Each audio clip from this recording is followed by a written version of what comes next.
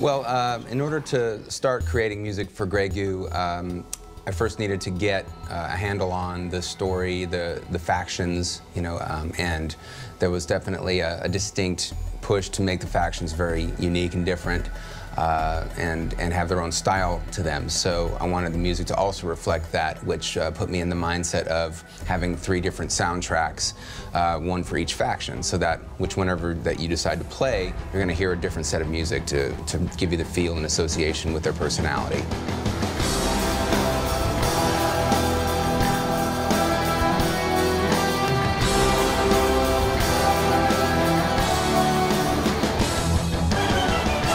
Going through that, the betas, which is a faction that is very, you know, industrial looking. They have a lot of steam and a lot of fire and a lot of, you know, heavy machinery, you know, walking units.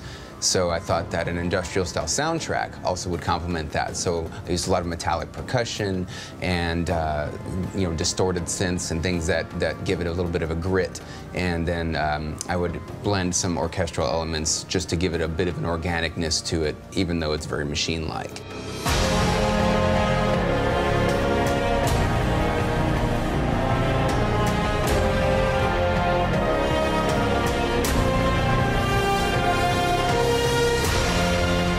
Then there's the human faction, which is very futuristic, very clean-looking, very high-tech and modern, and, you know, of course, you know, we're dealing in a sci-fi universe, so I thought that, you know, going completely synthetic for that faction was something that worked for them. So it's very much like a hybrid of different electronic music that I really love, and primarily focused on that for their sound.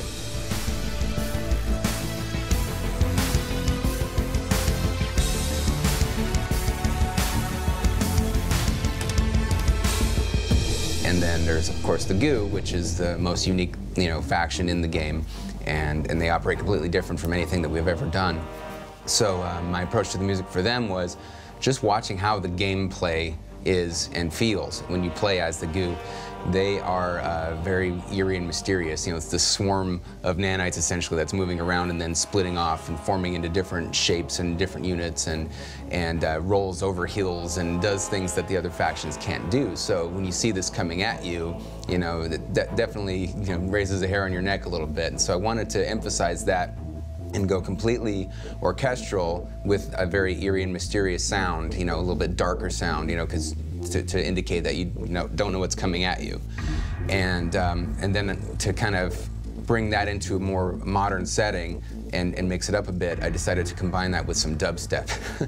So, you know, especially when the combat themes kick in is when you hear more of that, because I just could feel that sort of extra, you know, wobbly synth sounds that could also accent the orchestralness of the feel of that score.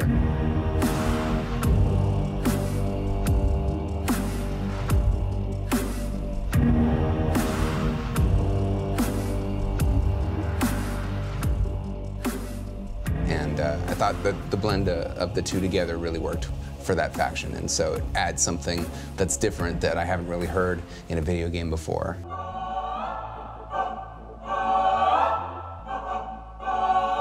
You know, that's what I love about sci-fi universes in general, is because there's no limits as to what you can experiment with, and as long as it fits what you're seeing on the screen and adds that personality that you're looking for, that's what counts.